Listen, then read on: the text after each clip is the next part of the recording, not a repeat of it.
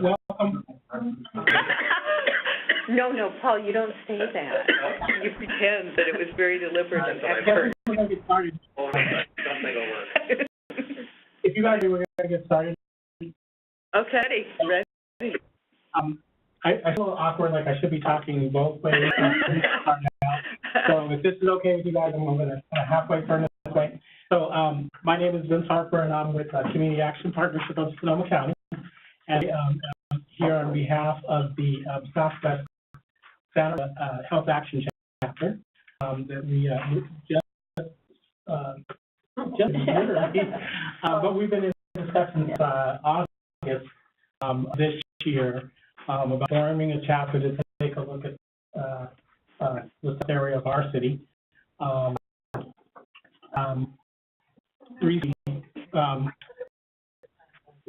Opportunity to work on it together, to look at a planning process so that we can involve more people in the process and be more inclusive and do a lot more in community engagement. So hopefully our fingers will be able to successful in that grant and really start some real good work in June of this year. So we're working on kind of the idea, thinking about some data and a recent report that's been released called The Portrait of Sonoma. And so we're going to look at health, education, and income, place, race, and ethnicity, and gender in our community. And South Santa Rosa has been identified as one of the areas of greatest unmet potential. And we also, in our county, have something called Health Action, which is a large collaborative that is really looking at making a healthy county in California. The state, we also want to go across the country, so go big, right? So basically, and we look at health from the perspective of income, education, community connectedness, so kind of a broader type of view of the world. So we're doing some work. We're going to be forming our chapter a little bit more, expanding and including more, being more inclusive. Also realizing that we've got a lot of in our community right now with annexation, with some of the park development, and so it's a great, kind of one of those moments in time where things are coming together, and I like to think of it as kind of the time of transformation, with lots of opportunity and lots of community, and we can really make something happen in a short amount of time. So we are happy to be here with the East Portland Action Plan Advocacy Group, and we looked at it this earlier this year. I think in January we were able to have a speaker come up and talk to us, organized by Santa Rosa together in the city of Santa Rosa. This is all up to that because we like what we heard and we wanted to learn more. And we, steering committee, are looking forward to seeing how we can learn what you guys have done in Portland, and seeing how we can incorporate that into our planning process so that we can one day be as good as you guys. So. I won't be hard. So let's start over that. Okay, great. My name is Allison Law, and I'm representing the Child Institute, or CPI, on the West Santa Rosa Health Action Chapter Steering Committee. And I have the honored role of introducing each of you to the room here, and I have some sheets. So I'm just going to read from it, and I'm going to start with Arlene Kimura of East Portland Plan Co-Chair. the co-chair, and do you say EPAP? Or Yes. Arlene has served as the co-chair of EPAP since the community project began in 2009. Arlene is the Haywood Neighborhood Association on the initial that the original action items that committee members deemed most important to focus efforts for improvement in East Portland. As it was completed and the implementation process began, Arlene, the need for more structure became clear, and community members created the co-chairs and subcommittee system. Arlene will be one of the original co-chairs, and she is a long-time, well-respected, and very effective neighborhood leader of Portland. Arlene served as the chair of the Haywood Neighborhood Association in East Portland since 1909, and she's been involved in the EPAP project because her neighborhood was rapidly changing, and she's participating in helping to direct the change, having that change just happen. So, welcome, Arlene, and thank you. And next, I have Laura Wintergreen. Am I saying it right? You good enough. EPAP advocate. Laura Wintergreen is the EPAP advocate, and Laura serves as the sole paid staff person for EPAP for almost 6 years.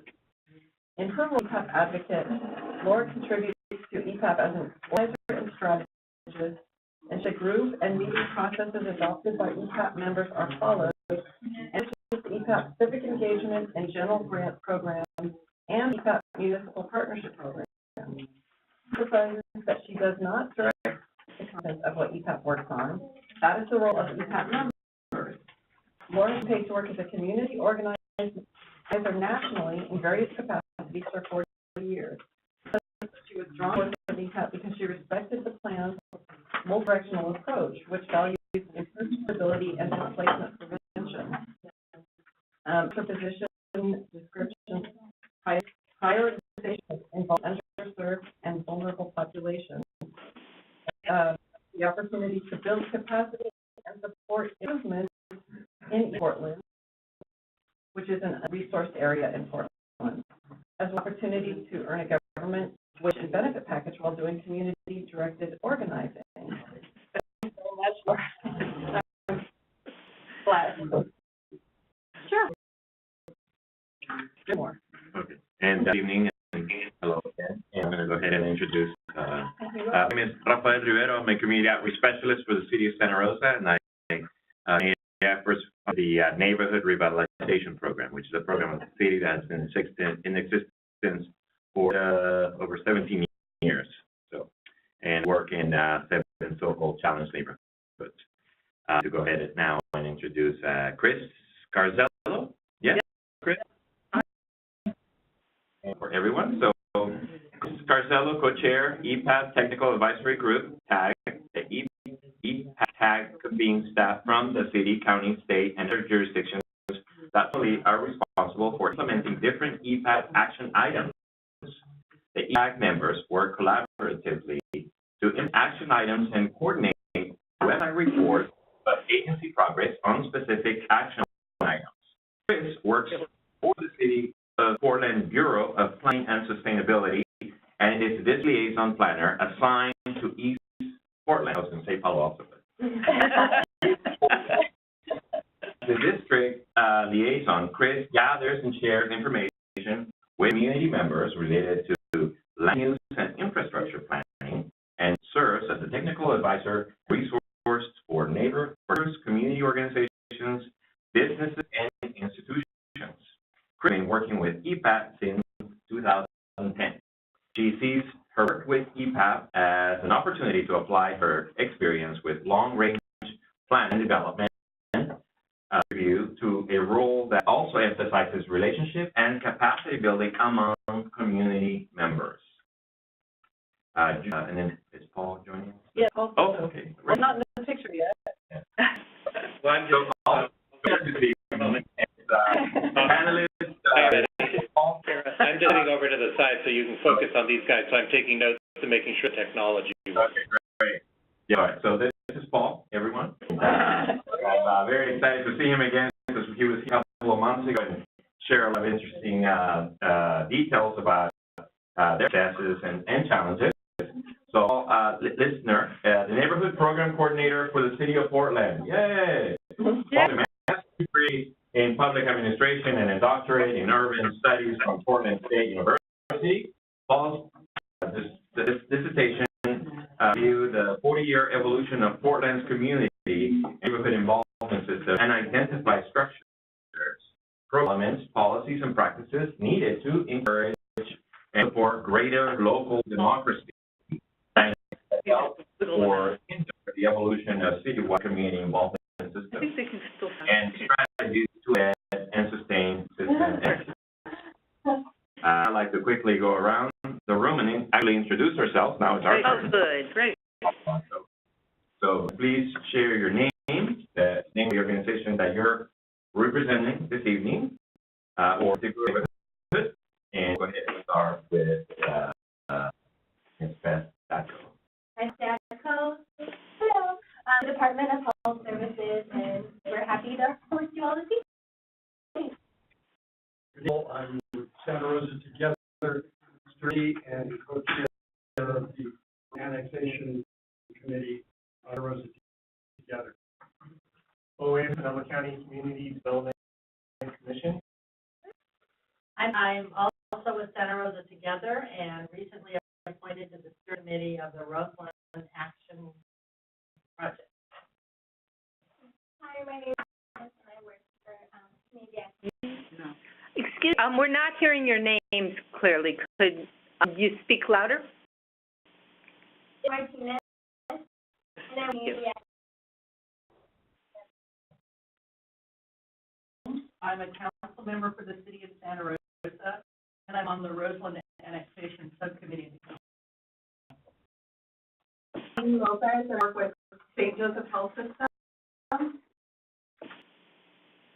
Hola, Alejandrina Sarmiento y soy el líder de Roseland para un club. Good evening, Peña Herrera. Tonight I'm representing Latino Urban Education Consortium. Nice to meet you. My name is Stratton, and I've lived in the Roseland area for many years, looking for opportunities to come up with better everything. I'm still waiting. I'm participating and praying. One more thing. Will it work? Bursting along. I'm with the Corby Olive Action Committee and have been involved with the Roseland different groups for a long time and keeping my fingers crossed. This time we get somewhere.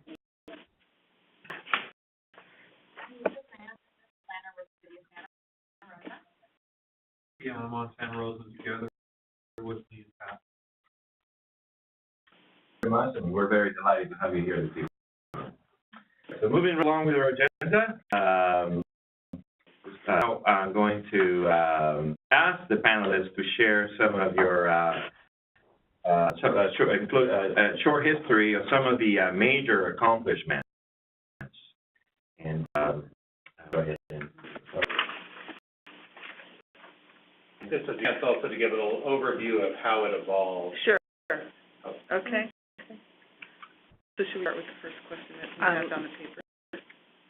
Are we starting with the first question, or do you want an introductory statement? Introductory statement, just a short history and then some major accomplishments. Okay.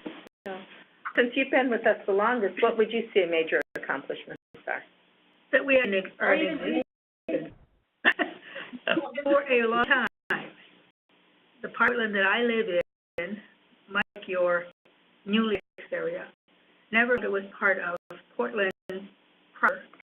And residents were generally dissatisfied with the level of government involvement, the level of services available, and people think about it. And that was one of the really obvious things whenever the city did their livability survey. The East Portland neighborhoods were dissatisfied.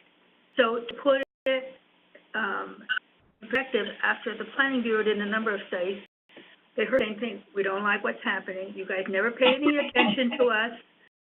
Not getting our fair share.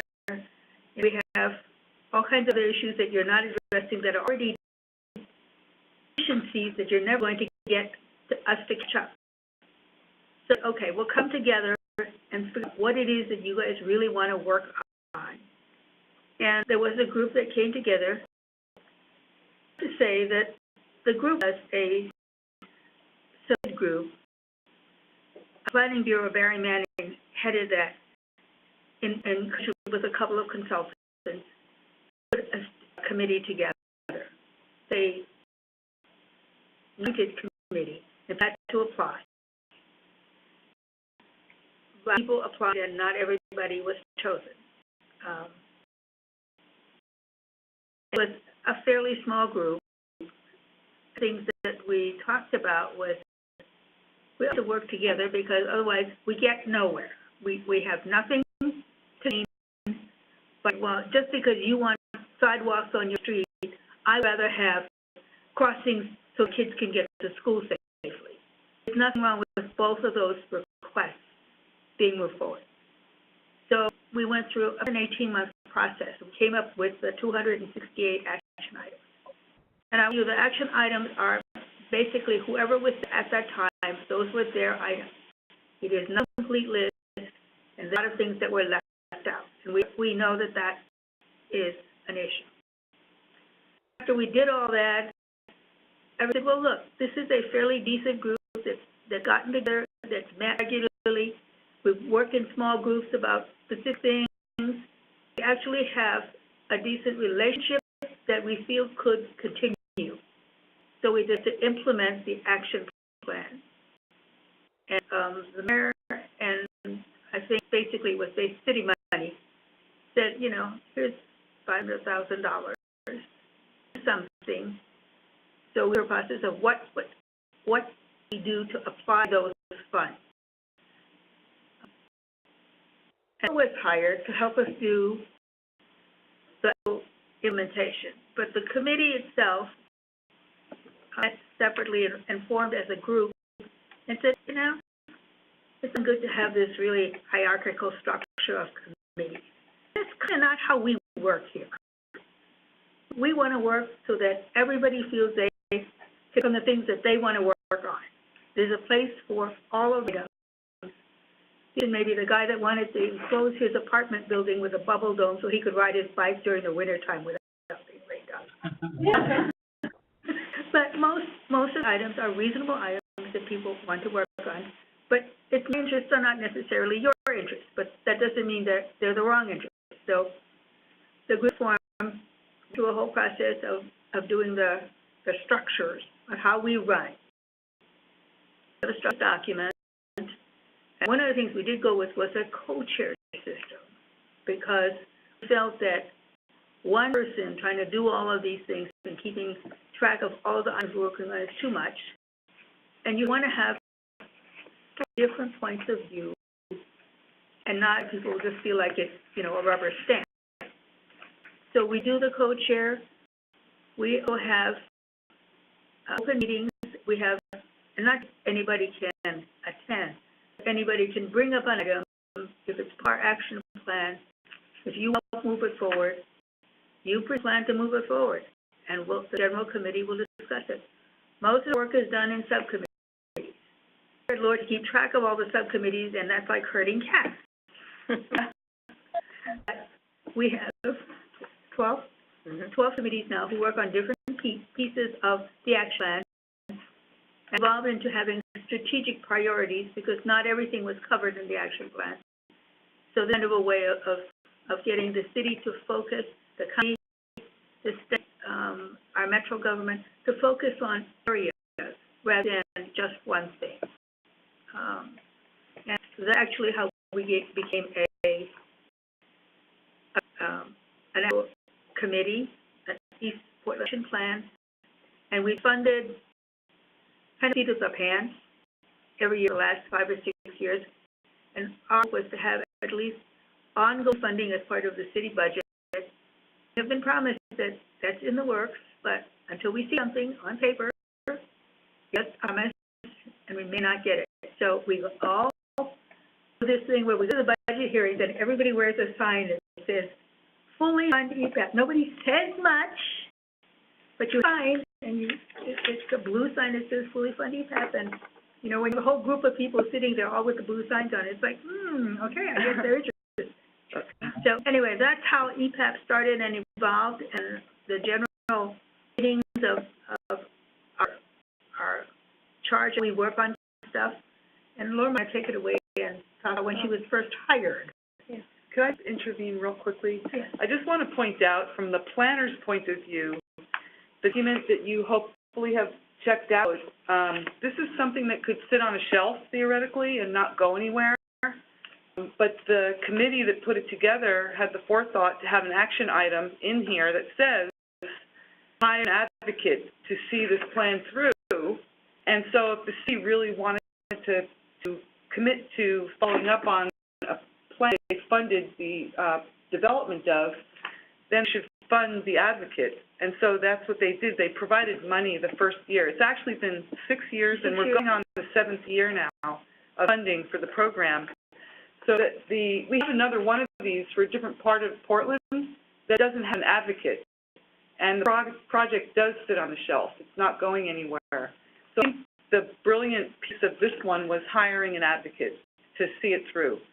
And you haven't met Laura, and you probably have to be where in one of these plans and speaking to city council to really get a sense of her personality. You wouldn't, she's a city employee. She's technically a city employee, but does not operate as a city employee. So that is a part of personality. I think it's part of the personality of the person to be a real community activist. If you're thinking about hiring somebody, it should be somebody who has background in community activism, for sure, but also understands your local government. That would be key. So, Laura. Thank you.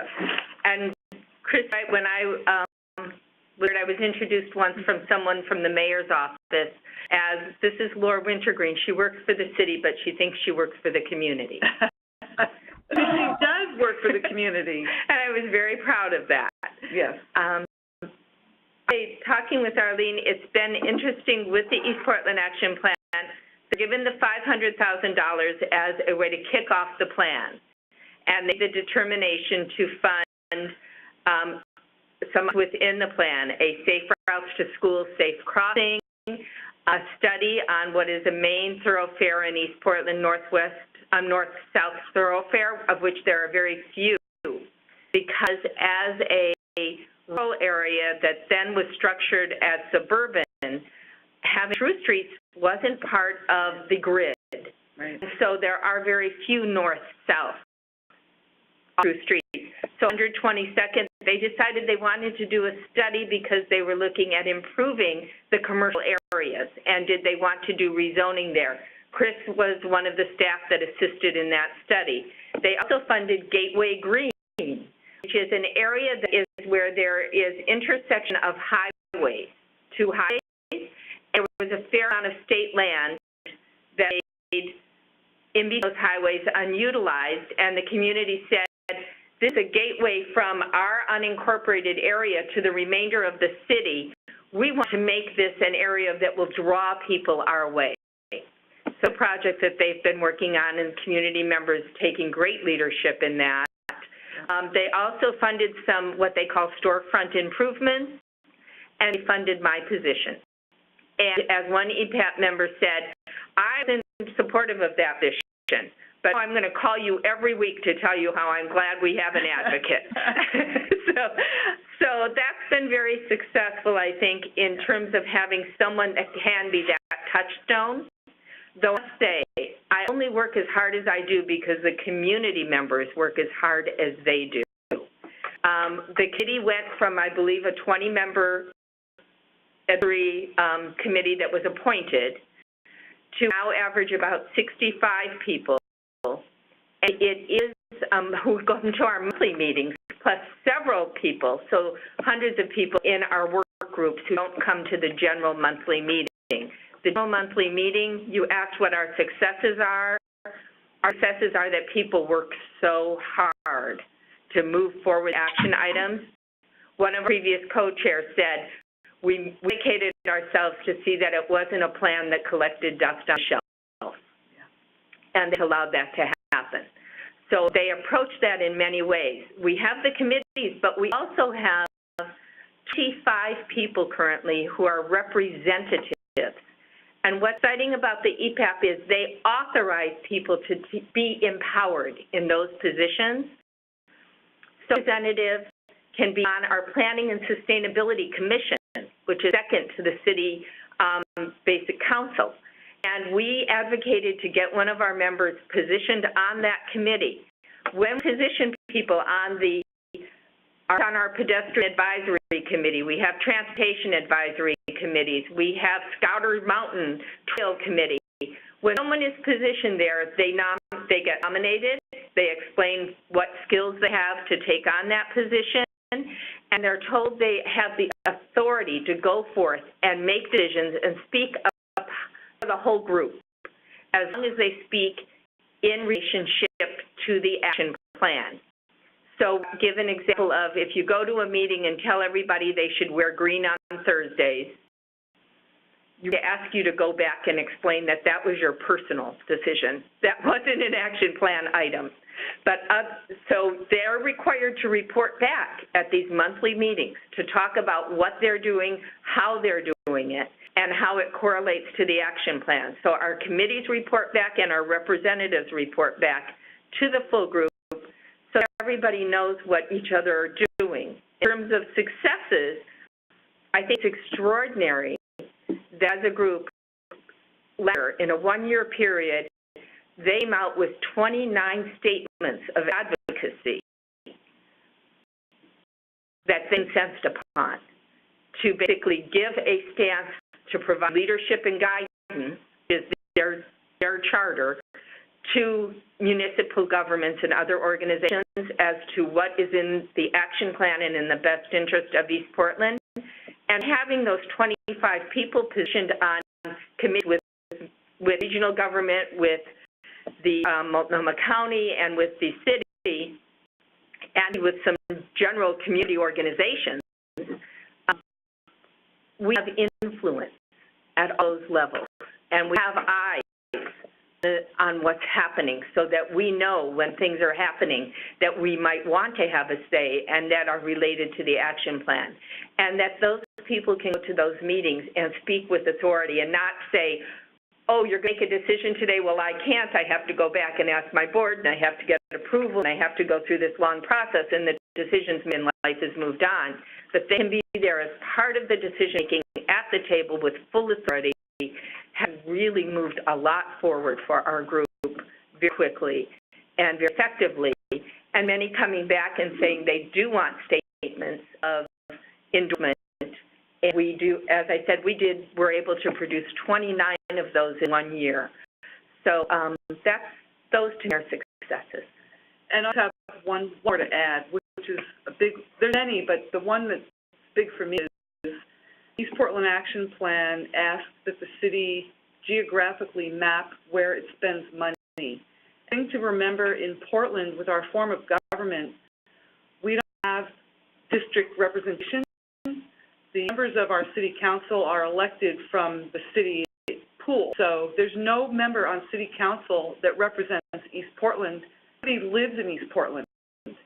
We have a city council member who actually moved around quite a bit, and he did live in East Portland for a short while, but he was a permanent resident of East Portland. So there's no actual representation of East Portland as city council. It may not matter because the way our budget works anyway, probably doesn't matter that no actual representation. But the request to map by geographic area was very critical because it actually forced the BOs and the city council to look at they were spending money and to have that aha moment, wow, we really aren't spending a lot of money in East Portland. We're spending it elsewhere, but there's no proportionality there. So the EPAP is still trying to get that process codified so that they don't have to ask every year to have the council do that. But it's very eye-opening to see where the city monies go, how the dollars are spent. And there's other issues there that we can talk about another time, but it's how the community pays attention to those dollars and asks for the money. It's a very important part of the budgeting process. I think the money is an important issue. There, you could actually talk about how you guys spend the Yeah. money. How do you use those funds? Right. Okay, just a couple things following up with Chris, though, and then I'll answer, or Arlene as well, what Paul said, is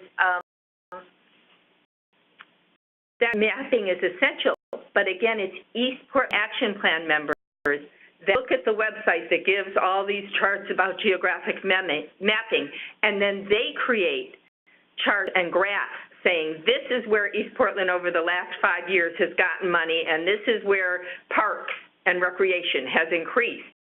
How they're giving us less. You know, we're getting this much in transportation. They track that.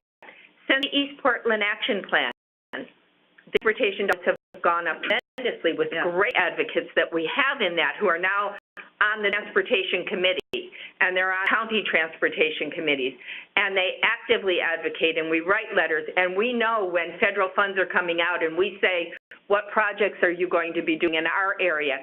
And they worked with the community. They did the work that the city usually does. That then freed up city staff to work with underrepresented communities. So they did the neighborhood work in mapping recommendations for transportation improvements, and told the city staff, now here are the community groups we want you to go with and get input from, including homeless community, including communities of color, language, and specific cultural communities. We want you now to hire the staff and go get input from these communities. Bring back to us, tell us where you think there's differences.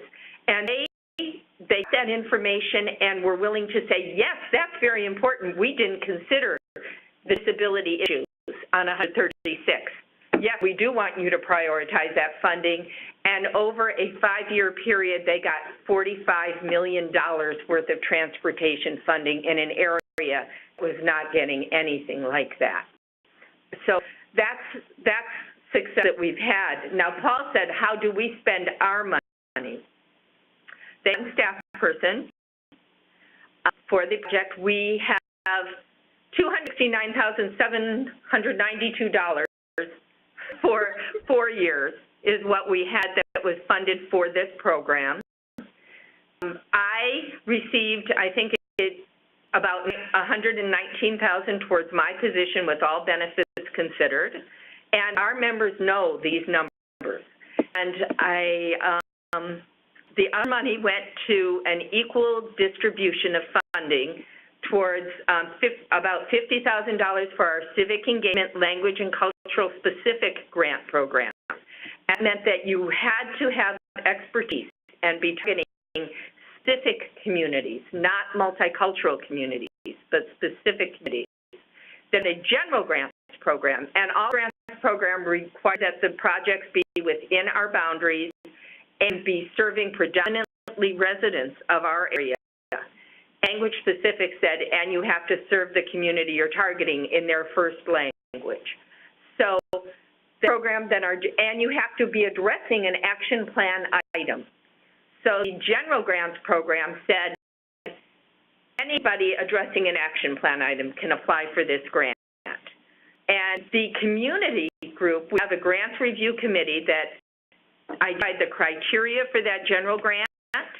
They recommended it goes to our full EPAP for approval, and then that application goes out and a committee reviews it. Based on that criteria that we put in the application and actually tell them how many points you're going to get per criteria item.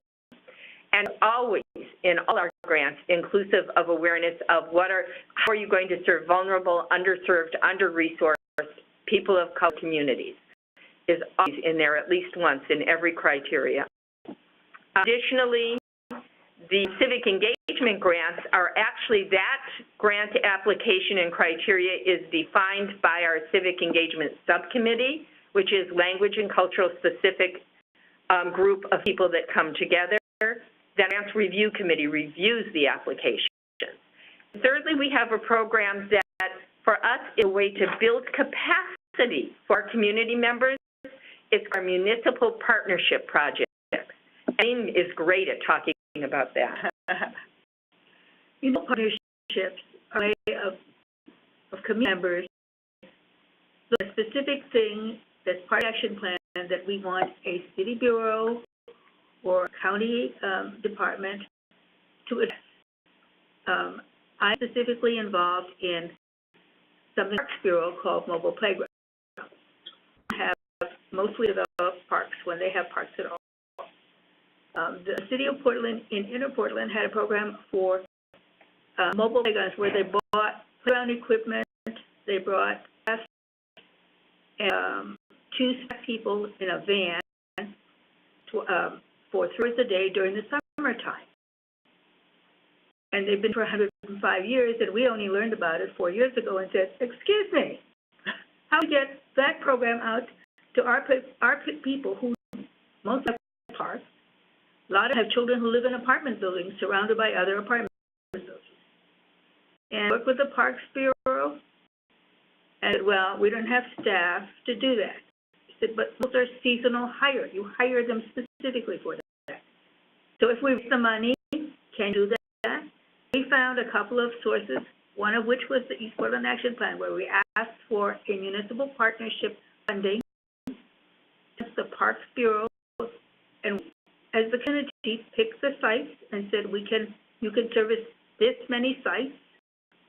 And we asked that you look at hiring our children or our young people. We also looked at the hiring process.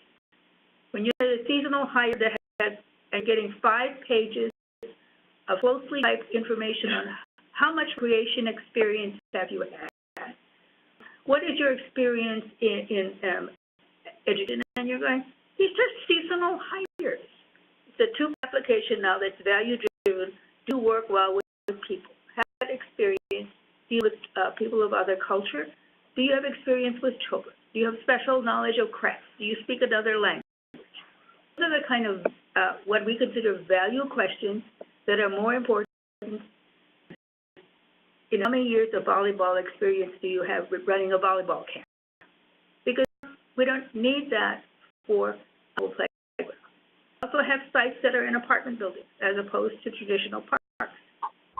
My children live in apartment buildings surrounded by other apartment buildings. We apartment owners and property managers to see if there's a specific place we can site them, and for 8 weeks the van comes out. When I site, there are 312 kids during this time, an apartment building that's surrounded by a very sound wall, and mostly Latino children have a little patch of dirt to play in. We are trying to move them to a fully staffed park site, but there's nothing in sight right now, so we're working. 4 other sites have gone to a week fully staffed sites in the summer 2015.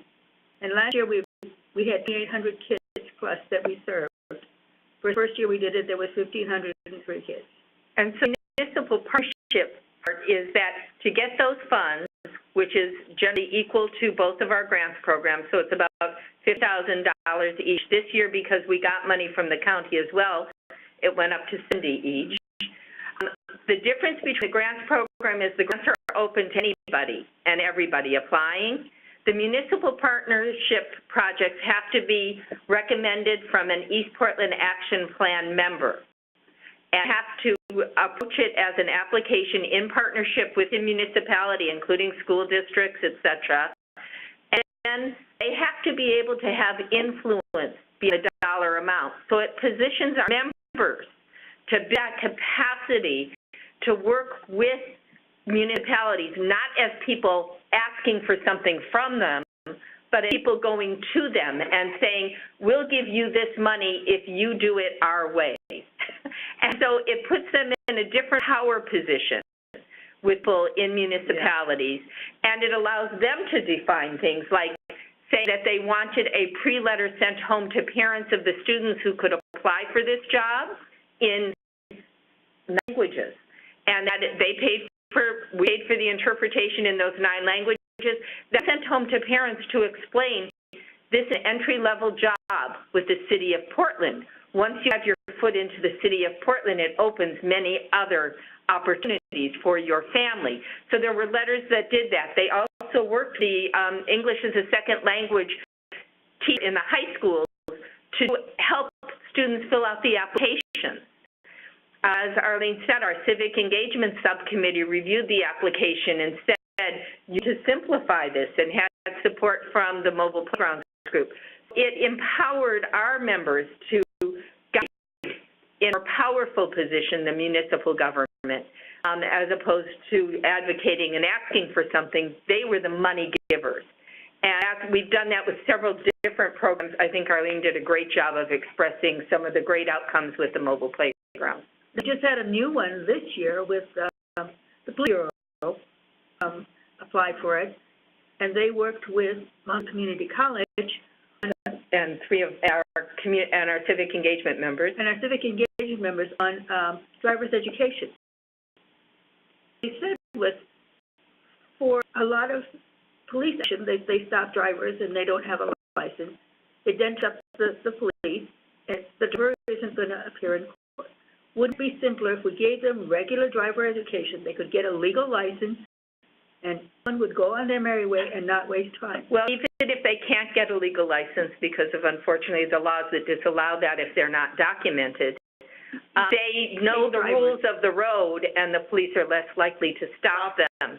And this class is going to be done, as Arlene said, at Mount Hood Community College with people who are in the second year ESL class. The goal is to move that down to people whose first language and may not even have started ESL, but they're starting at that level. So again, instituting a program with the police that is proactive and community supportive, it lets not be seen as people out to get these people, and as people that are there to support them, to follow the laws so they don't then have to arrest them or deal with. The city of Portland has that they do not pursue ICE. They do not pursue the issues of people's immigration status. And so this is a reinforcement of that. We're not concerned about that. We're just concerned that you know the rules of the road. So that's a project that was funded for this year. It's exciting to have many of our civic engagement co-sponsors of that, our Russian Speaking Network, which is a group that co-sponsored that, to say we're going to be sitting at the table, the teaching learning community, actually African and youth community organization are all sitting at the table working with the police on how to structure that. So it's one thing to say you're going to do this, but how do you do that respectfully, both language appropriate and culturally appropriate? And so our members are involved in that. When I talked about our 65-member committee, I would say over half of the people who attend that monthly meeting are people from backgrounds of people of color, people with disabilities, people with different sexual orientations. So we have a fairly diverse group of people who come together. Many of our meetings, what we didn't talk about in the budget is our operations budget, which is spent on materials, obviously, and I believe our operations budget was $21,000 last year. Most of our money is spent on, we provide healthy, you were talking about health issues. We model that we provide healthy food locally sourced. So for us, locally sourced means we're buying food from local restaurants and vendors, cart vendors in East Portland. And most of them from different cultures. We provide healthy food at each meeting. We provide child care for any and all our meetings, and we provide language interpretation, professional language interpretation for all of our meetings. We provide translation upon request. So here we provided, we consistently provide Spanish and Russian interpretation at our general meeting and our civic engagement meeting. Our Brownfields meeting consistently has Nepali and Mali interpretation. We also provided interpretation. Arabic is pretty consistent with some of our meetings. So those are populations where we consistently provide interpretation and translation. And I have to tell you, it's startling to people. It isn't overwhelmingly expensive or impossible to provide. We're able to do that within that $21,000 budget with 12 subcommittees. A little bit about the demographics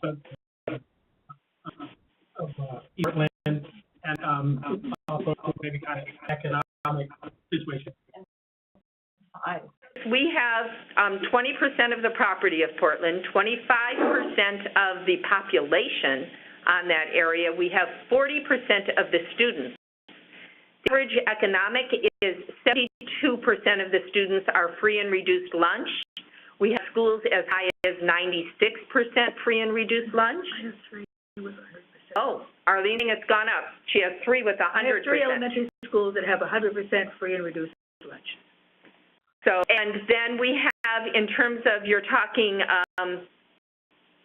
initial background, we have the highest percentage in the city of immigrant refugees. We have schools where over 52% are Spanish language, and that's not counting the other languages that represented as first languages in those schools. We have the highest percentage of immigrant refugee, but we're also now having the highest percentage of people of color because we have increased in our demographics with African American population as they've been displaced. And something that I wanted to stress in what we're talking about, we have very much focused. The action plan is generally, any of those items are a plan for improved livability and health in the community. Often, those improvements can lead to displacement. As you make it a nicer place to live, people with more money want to move there. Property values. And property values go up and prices go up. So what we have done, and it's in the value statement in the original plan, and we repeat either the value statement, our committees and representative statements, or our structures document cyclically at every general meeting. We introduce those and redefine those to remind people what are our basic documents. And that plan, it said displacement prevention, doing this for the people living here. We want to mitigate the healthy environment, but we also want to not displace people. So our committees, 4 of our committees have worked this past year on developing tools for displacement prevention as their priority work for this year to accompany the livability gentrification work that we've been doing. When you ask demographics, this is from 2 years ago, but 146,000 people in East Portland. Portland itself has 2.2 million. We have population growth at 1.8% per year. The growth, and Chris can talk to this more, is projected to be much higher in East Portland over the next 5 years than elsewhere in the city. We have 67% white, 12% Asian, 7% African American, 1% Native American, 13% other, with 2 more races, and 15% Hispanic, Latino.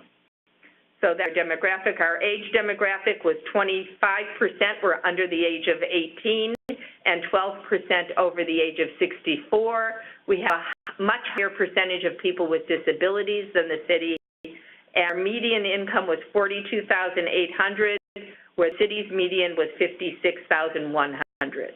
We are already experiencing displacement in East Portland, and that's why it's a great concern to us. Things like transit-oriented developments that had been placed in East Portland had a 10-year requirement to keep things low income. One of our school districts lost 100 students this year when that property expired in their requirement to stay low income. She lost 100 students. So we're looking at all those factors in the work we do and strongly say that as you make improvements that the community wants, you keep consciousness of how are you coupling that with displacement prevention tools. The growth projection?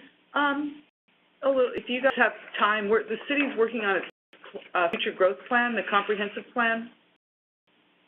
Laura mentioned the projected growth for East Portland is partly because there's a lot of high-density zoning there, so they can accommodate more growth in East Portland.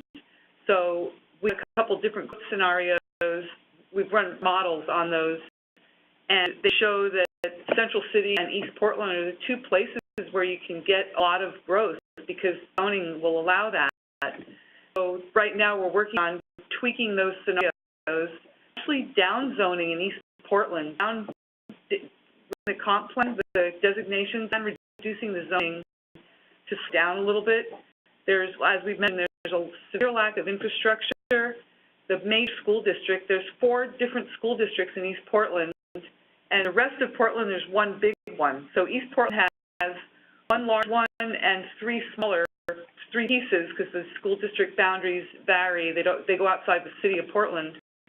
But the big school district there is over capacity in all their schools right now, nowhere to expand, and a lot of new immigrant families who have language issues, and so the support that they need for students is lacking. They don't have the tax base to support that. So, long of it, we want to slow the growth down a little bit in East Portland, so we're down zoning and down designating.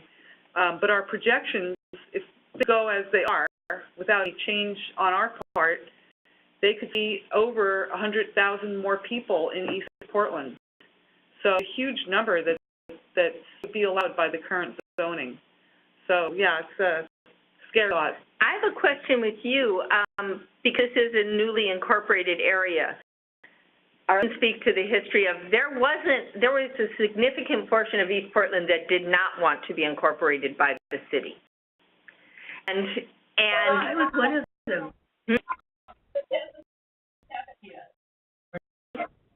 It's not yet incorporated. There have station plans going on for some time. So are there people in your community, is there a significant people of the population in this area that does not want to be incorporated? Yes. No. Well, we disagree about that. Yes, it was not incorporated about 20 years ago was the efforts of the residents. The climate of the area has changed, and there's an increase in interest now. What's the pockets that are really struggling? Well, the comes not from the area per se, but from other neighborhoods that not have nothing to do with the area they're concerned. So that'd be my experience with the Roseland area. But this is part of the process. They don't have transportation today.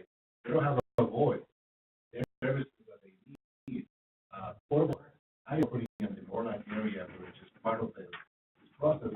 I tell you that people want to be out there of the city. So the services are not being provided. So Many people who contact me want to annex. I think people don't realize how many people contact us who are just vocal, who say they don't want to be. But there usually are cost issues associated. And I can tell you a little of the background when station happened. One of the big issues with Multnomah County, when we were part of Multnomah County, was basically a rural and a very density suburban. So there were not a lot of through streets. There were a fair of east-west arterials, but north-south was really minimal. On big lots without sidewalks, and in some cases the paving was just that. It was not a street struck paving, it was just asphalt on the ground. So that did not have as long a shelf life as a regular street would have. But the other issue that came up was that we were on septic systems or cesspool. See, told by the state Fed that this was not acceptable. It was a health hazard. So you would hook up to the sewer, and the cost of doing the sewer then very prohibitive if you were not part of the city. So this came first. And you had people who were alarm residents who are not very happy with having to hook up with the sewer in the first place and then being annexed. They kind of lived with it, but if you get a number of them in the room, it's still a sore spot. That said, they turned the property over and they did not do any improvements. They said, if you annex them, here you are. So we will have unimproved roads, few recreation facilities, and streets were fairly wide, not a lot of crossings. I think that for a long time, one of the streets I lived on, there was 4 street lights in a 2-mile section. We have more lights, but we also have a lot more traffic. I think the Gleason Street at the as a free ramp is something like 35,000 cars nowadays. Wow. Yeah. Wow. So the annexation itself, there was a lot of resentment because you had really quite a few people who did not want that. It happened. For several years, basically the city, and I'm talking city because I'm a city employee, the city was initiating something they thought was good for people instead of what people came and said they wanted, where the action plan in terms of the implementation is a community that says, we want to work towards this. And so they're initiating what should be done as opposed to the city coming and saying, I'm going to give you a baseball stadium, Park, which happened. Well, what happened in East Portland is the city would say, we're going to use this. This will be good for you. And then the community members would come out saying no and be furious, and they'd scream no. And then the city would go, okay, we won't do that to you, and they'd go away and give nothing. And the transition that happened with the East Portland Action Plan was the community used that plan in a more proactive way, and I think this, I don't know anybody who would disagree with this.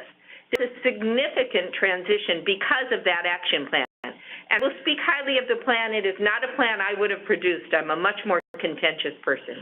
So it is a sort of common good plan and allowed the community, Barry Manning with planning and sustainability, again, gave me a tool to work with the community that is not something I would have given me. And yet it's been a wonderful tool because it looked for common ground and it allowed that common ground and the community to then coalesce around a proactive statement of, okay, city and county, you adopted this plan that was initiated, as Arlene said, by community members.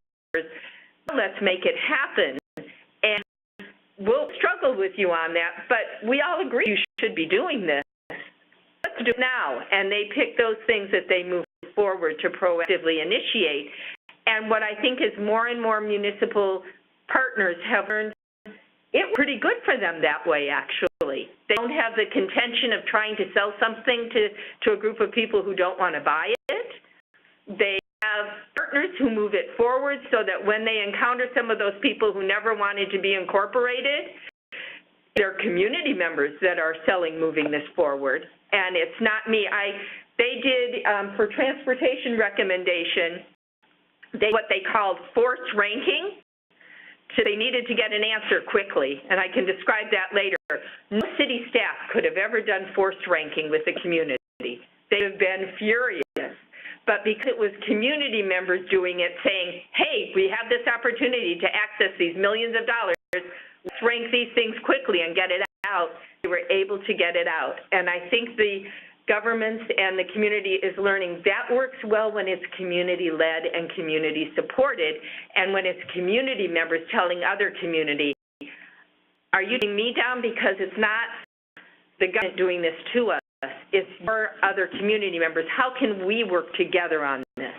And by doing a consensus process, is everybody has a voice. And what it means is if somebody isn't going to extend, we in an East Portland Action Plan meeting, I suggest you go out to lunch with that person and talk through what your differences are and come up with a new proposal. And when that happens, those proposals move forward because it makes the city's life much easier. I'd say one negative thing. Yes. It's not really a negative thing, but you had a question, what would you have done differently?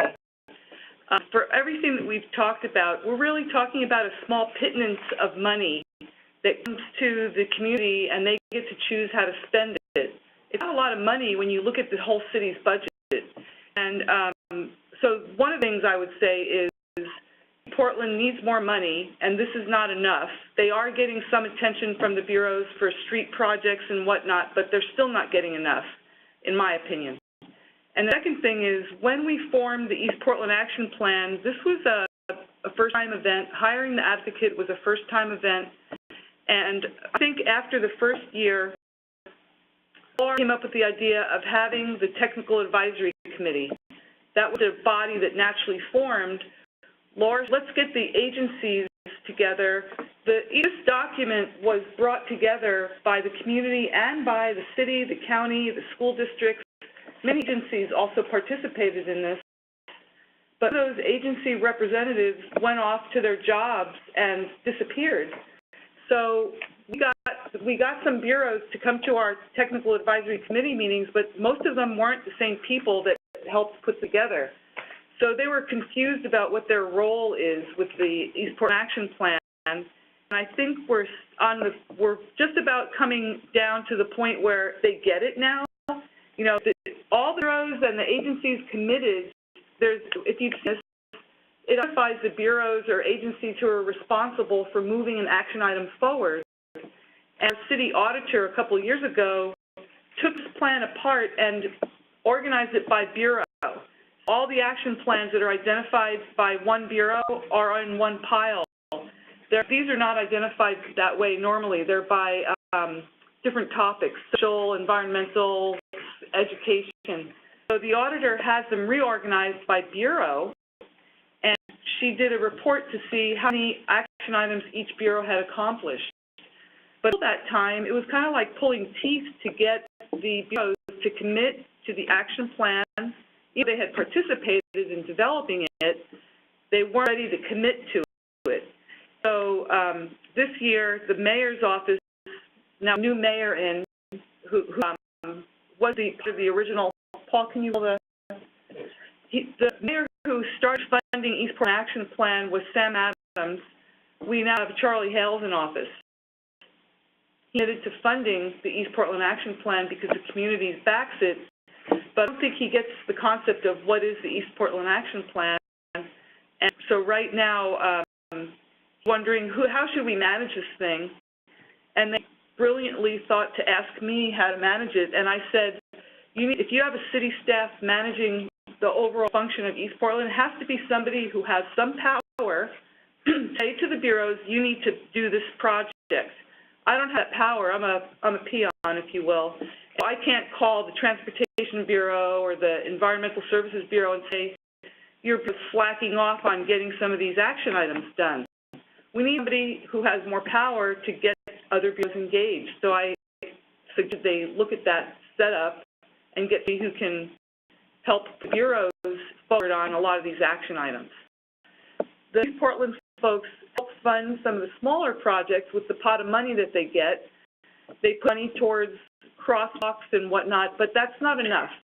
We need more crosswalks in East Portland. We need sidewalks, we need playgrounds, we need a lot more money to go there to help bring the livability up in East Portland. Well, that's the point of the action plan members and we had to express at a budget committee a year ago where I think there was an epiphany when one of our commissioners said to me, well, when are you going to get this action plan done? And I said, not even respectfully, I thought I was being a little grumpy. I said, well, actually, sir, that's for you and your other commissioners and the mayor to discuss with your directors because you're the ones who have to do it. Right. We're here to give you guidance on what to prioritize and how to do it, but you're the ones who have to do it. And really, it was gone and met with we meet with each one of them individually every year. We do with the county, metro, the regional government, and the city every year. We go and do presentations at the county and the city every year, and they really, that had been an epiphany to them, that, oh, they're the ones who do it. And with Arlene talking earlier, we have advocated for funding to maintain the East Portland Action Plan. The city actually early on said, we don't want to be funded in an ongoing way. We do not want to commit our lives to this. We want you to do it and implement the plan so we can go on and do other things. And you need to fund us until you get there. And so, yep, you can cut us loose as long as you get all those 268 items done. Then please don't fund us anymore and let us go home. And secondarily with that is the advocacy that they did of establishing priorities, because you're not going to do 268 items every year. So they establish a list of priorities that are 1 to 2 per among county division, per metro, per bureau, and they say, these are our priorities, and then they advocate. And as I said, they meet with the elected officials, they meet with the directors, they get that word out of, these are our priorities. They testify. We had last year, there were 4 budget committees on the city. We had 20 people at each of those committees advocating for the strategic priorities. And their message is, if you are not implementing strategic priorities in the action plan items, is not your buyout, because you're not any good unless you're implementing. And so we've been happy with the success. The Parks Bureau has gone up. They've done 2 parks this year. The transportation, as I said, $45 million. But housing went down at a time when displacement is starting, is unacceptable. Because this is an area where they can prevent displacement. It is still on the edge where it's prevention and not reparation, having displaced people. So it's very unconscionable that housing, but they also have to look, and we've said housing policies of rent stabilization, inclusionary zoning. There are policies that can be put in place. They never buy out. What we come up with last night, Jean DeMaster, one of our members, said the city of Portland say it will take $23,000, 20,000 homes to accommodate the homeless population in Portland. A number of those in East Portland. Some can be addressed by setting caps on how much rent can be raised every year. We moved out to East Portland. The families are in East Portland, and that has been due to gentrification and displacement. Can we gentrify and improve East Portland and make it a livable, healthy community without driving out the low-income families and people of color? That means we have to do economic development and train people for living wage jobs and bring employers out to East Portland. So we have an economic development subcommittee working on that aspect. We have a housing committee working on the housing aspect. We have a civic engagement committee saying, and how you involve the community in making those decisions, how you do that. We have a brownfields committee saying you have a lot of areas that are brownfields. How do you decide how to reutilize those properties and repurpose them in community positive ways? But it's about making those action items happen, not just funding a committee so they can talk to each other. Yeah, great. These have been very thorough. Yeah. But so we want to make sure we have enough questions from the. I'm curious. If they let me ask one more question, I'm curious about the civic engagement committee. Just how did you overcome? I know in the very beginning that people weren't used to having their voice heard. How did you overcome people that they should participate in this process and not think it's a waste of time? Many factors. So once the grants program, do that. Because we said we're giving you money to work with your communities. We value what you can bring to the table. And honestly, that invested different groups and different community leaders in being involved. They had to define how those monies were spent. It wasn't people doing it to them or at them. Because they would come to the table, they got to define that process, that criteria, that election. That was an important component. In the capacity, having those community members come to meet the officials and be the spokespeople for East Portland. Always have very diverse people meeting, and that empowers them.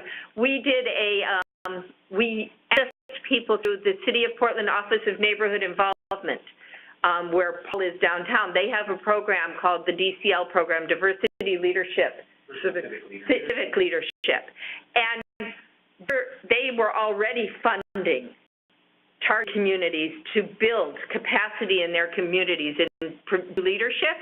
What we did was we provided those leaders with grant funds to do what they had been trained to do.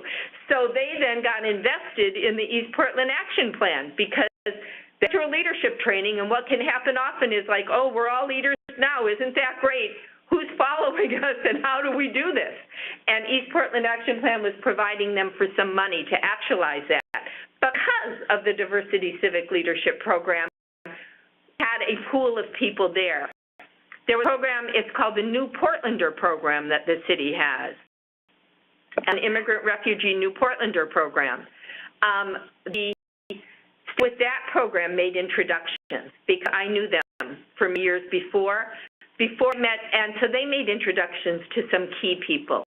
Additionally, because I'd been a community organizer in Portland, and actually worked on an area previously that had displaced people, despite a great plan. It wasn't adhered to, and many people were displaced, but I had worked with disenfranchised, vulnerable, and people of color populations, so I had connections there. And they then introduced me to their connections, and you have that element of trust, but only trust because the East Portland Action Plan backed it up with reality of funding, with reality of giving empowerment and authority to the people who came to the table, and providing that translation, and providing child care so these people could attend, and providing people with healthy meals. So developing relationships. It sounds like it was kind of a snowball effect. You had a group on an action plan, big by involving more people in it and getting a couple of questions. Was the original one together? Was capacity building already in place? And did you know you had enough people at the table, and how were there different groups that you had to, who maybe thought differently, that you needed to bring there? Just for clarification, do you mean the original appointed committee or when it transitioned? The appointed committee wasn't seen as particularly diverse. So it got hired. That was a priority for hiring, was that they hired someone they felt could help reach populations that were diverse, and they made that a priority of my job. I realized I might be in the dark, our lights went out. That became a priority, and so I got to focus on that and reach people. So that as our committee grew, well, we had a wonderful committee, and certainly had some people, diverse peoples on the original appointed committee. It became much more actively and much more diverse and participatory because the group said, we need this to look different. We do this differently, and we need the community members to define it, not do it to or at them, but have them say, how are we going to be structured? How are we going to operate? What is a respectful way to communicate for the people coming to this table? I can give an example in the grant, the original grant, that we used the format from the Office of Neighborhood Involvement. And they were working very hard to be very inclusive, and they said, tell us the story of your project. Well, and in some cultures, what that meant to them was, give the history of your culture. So while they having it be open like that was more inclusive, we had the people from different cultures at the table who said, no, we want it to look like this. And they have the authority to guide that. They are the ones who name that. It's, as people say, it's not who you bring to the table, it's who builds the table. Can you talk about that? How was your first committee? How did it evolve? The commitment was definitely to be more inclusive. So actually, we buttonholed everybody we knew in town and said, got people that want to come, this is what specifically we're going to work on. So have them at least come to an initial meeting. If they extend it, they can go away. But we worked that in terms of personal relationships, and it was always, the results are always forthcoming right away. You know, some didn't show up until the third or fourth meeting, and they said, I hear you're doing something else, so I want to see what you're doing. Show doing something good. And the city had a very good reputation in terms of actually listening to the populace that was, and I can say this, the money downtown crowd. But I think that we really worked on that for almost a year, year and a half. Now we're sort of on a roll where people are newcomers. We have a Korean group now that has become much more active. And then I'm told that the Kareni, which are sort of like the Korean, but are separate groups, want their own, group as part of the program. That's fine, as long as guys are willing to work and work with us. I mean, divide yourself up into 15 different small groups, but work together because it's not going to happen separately. And it's by self-interest. And they can initiate, like I said, they can become representatives on issues that they're concerned with. We don't say these are the issues and we're looking for a representative. Doesn't work. We say, what are you as an individual whom we're building relationship with? What do you want to work with? I was someone who came to her first meeting yesterday and exactly did that. After someone comes to any of our meetings, I make personal calls to that person as follow-up within the week after to say, tell me, how did that go for you? Any suggestions, any recommendations, any questions? What could I do to help you take the next step if you're interested? And we have those conversations so I learn what that person is interested in and help give them that next step direction to take movement. Great, thank you. We have 10 minutes left, so we're gonna. I wonder, in terms of the money that's spent in your community area, in your resources, I understand Portland has a budget of about $3.5 billion. What percentage of that is your budget, or you're pulling funds out of other bureau pools? No. So we're general funds, and we've been this will be the 6th year we're one-time general funded. So out of the general fund, and then we did $50,000 from the county for our civic engagement funds. But I can tell you, we met with the new auditor 2 weeks ago. She was delightful, and her first question to us was, we scrutinize your program so much when you're such a small, infinitesimal amount of the budget. And, you had an audit, they made you come and do an analysis of, why they should continue to fund you. And she was just pretty much startled that there has been so much attention given to the little bit of funding that we get. I relayed, we were excited that they were going to do an audit, and actually they didn't audit as thoroughly as they intended. They actually provided the auditor's office with the breakout per action item by bureau and county. They weren't able to do it. They were going to start an audit of, is the action plan being useful? And I was so excited about that. It's like, please, tell us. Nobody wants to be here if we're not doing something that's effective.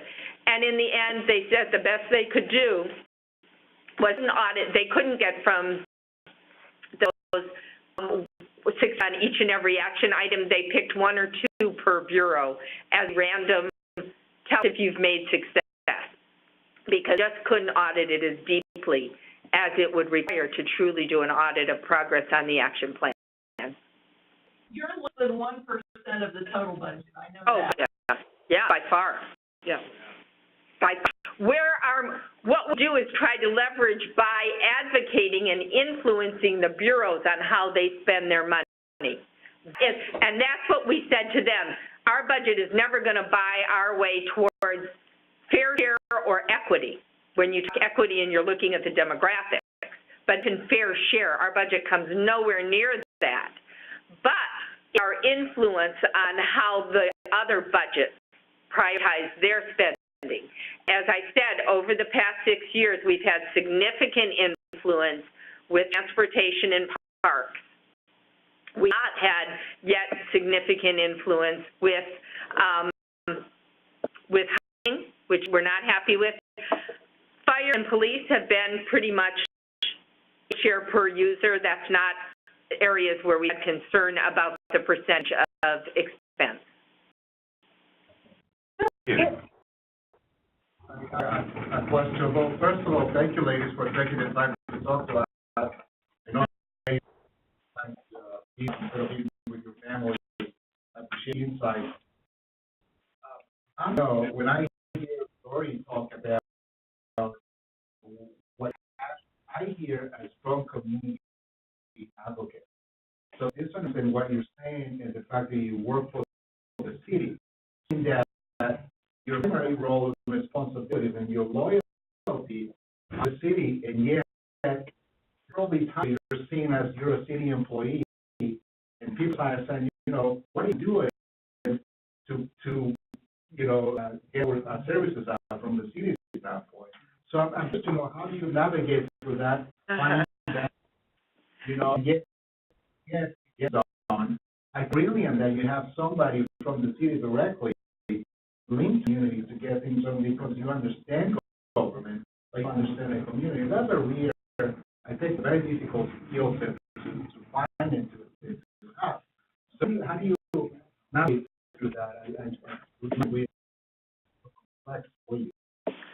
I think that in terms, and I've done this in other positions that I've had with the city, quite honestly, because I came from a background of community advocacy.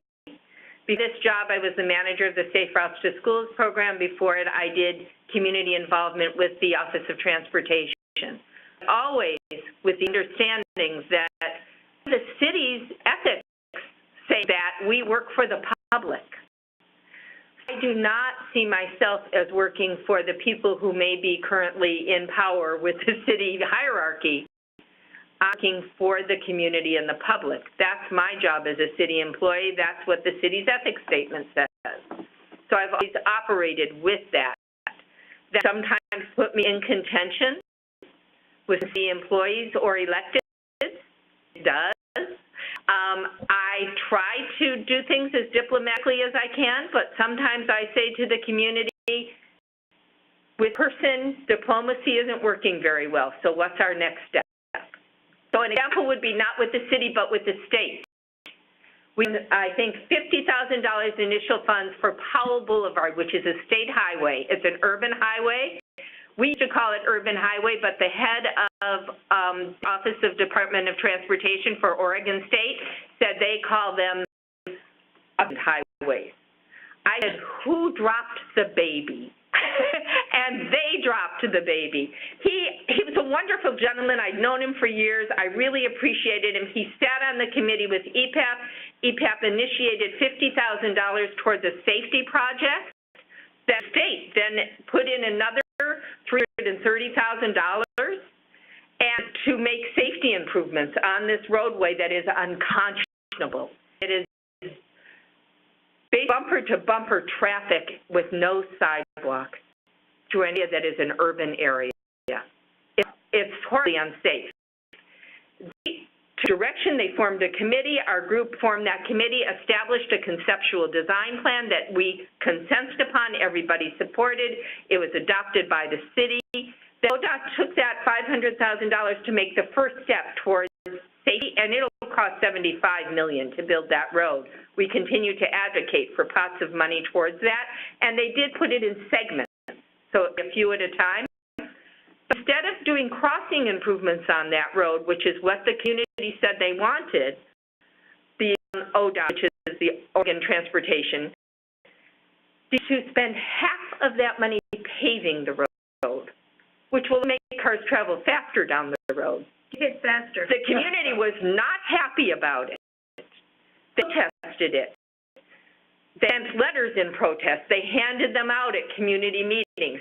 I, as a staff member, worked them on developing that strategy.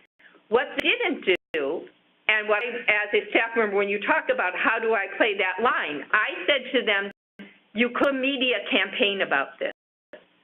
Be aware, as an internal person, one go to the media, given an understanding of ODOT. I had worked as the compliance officer at ODOT on disadvantaged business enterprises and EEO and on Title VI. Once you go to the media, they see you as a partner. They will see you as someone who is their enemy and out to get them. So if you're ready to make that step, I'm there as your advocate to help you in that. But beware, that will be a demarcation. Chose not to do that. ODOT did choose to spend the money on our way paving the day they were going to celebrate their great repaving and some crossing improvements on the road. And Heather from the Russian community died as she was trying to cross the street. They held their celebration. We held a vigil, community vigil. And we were able to then work with our state legislature to get another $5 million attributed immediately to improvements on the roadway. So that's how we work, and that's how I work it. Lori and everyone on the panel, again, we appreciate all your time and all this wonderful information. I think there's going to be some follow-up. We're getting to the end. Again, we appreciate it. We do have a particular question. What recommendations would you have for the Southwest Santa Rosa area or project? And in particular, the Southwest Santa Rosa has a number of planning efforts already underway. Based on your experience, how would you recommend the best way to move forward on our project? I would say that process. And say that my grandson and my daughter live in San Jose, so county politics are not necessarily alien, but you are in a different part of the state than Clark County.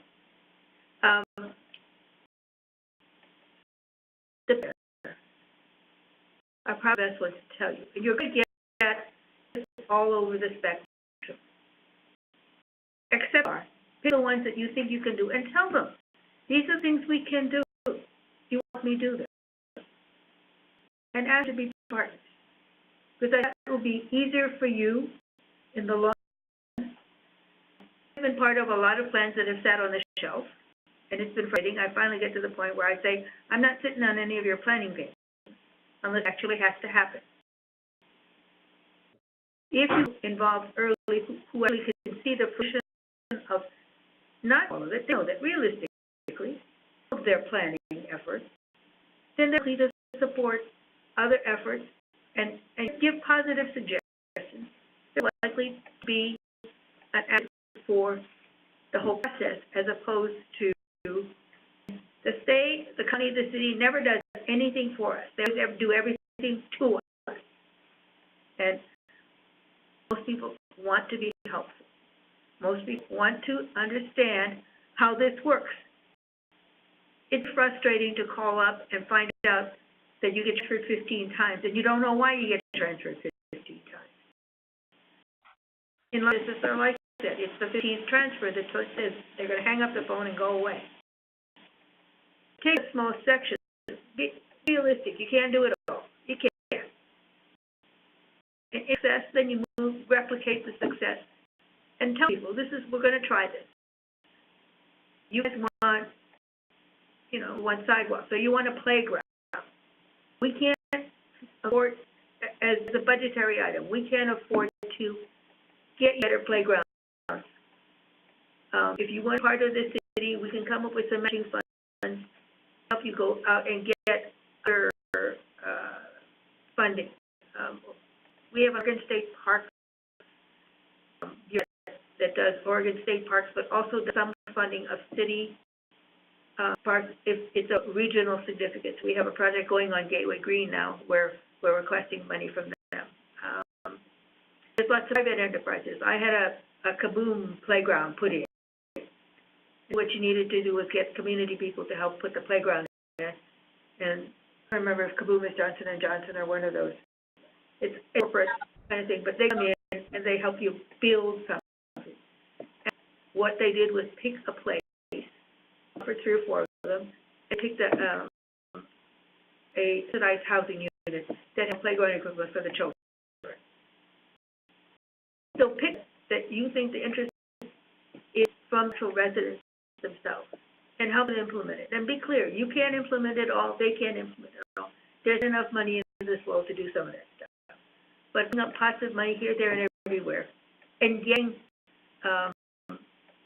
effort to do things you can't. We have as an example, we have a movie in park as part of the summer program for summer free for all. And different neighborhood groups sponsor that. We have gotten to the point where it is required some fundraising. Found sources to help fundraise that. What's exciting to me is that the movies outside of town that are being put up are now Spanish subtitles, because we recognize that this is an audience that we have to. I said, can you do it in a couple of languages the next year, please? Because we need Russian, we also need Vietnamese. But it's the kind of thing that they finally offered that to us, because they knew that we were interested, and they said, what can we do? And we said, we are doing that kind of stuff, and I think that success breeds success. I say so, and I don't know if anything to add to that. I would say basically my process is treat each community member as if they are a city council person and your boss. And everybody with that respect of briefing them and making sure they're aware of what's happening, they're aware of where to plug in, you're listening to them respectfully, and they're guiding your actions, that keeps people invested. I'm going to drive you crazy, and I'm going to tell you this. But there's all of you work in the county system understand that. But by and large, most people try to be helpful. So you're developing the community relationships with your projects that are ongoing. I think it's important to have some consistency with your staff. When you have staff turnover happening, that you lose that consistency between the community and the government. So keep some consistency there if you can, and then let the community drive. That's what the action plan does.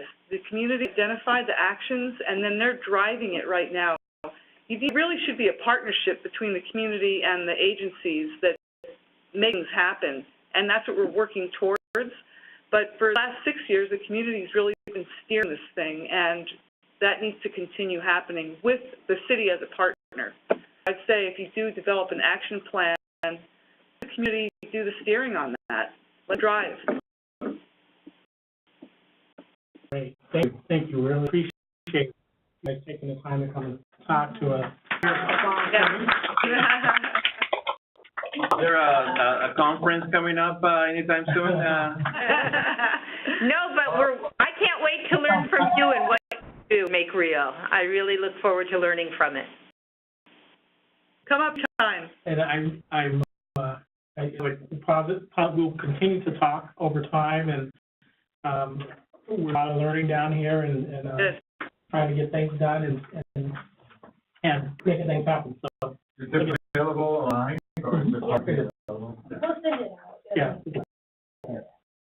Great. Any other? I'm still there. This is Lee Gibble.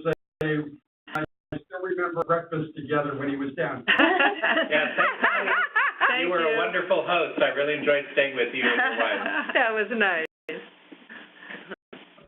All Thank right. you. Later. Yeah, nice.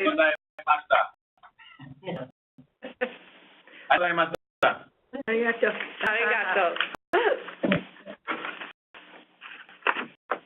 You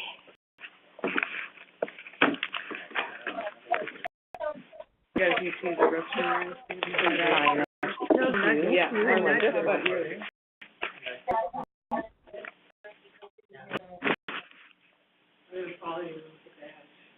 And all, there's a water glass. Thank you. Any more water?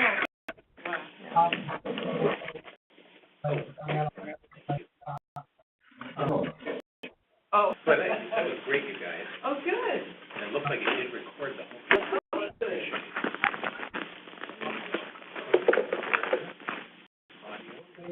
Meeting.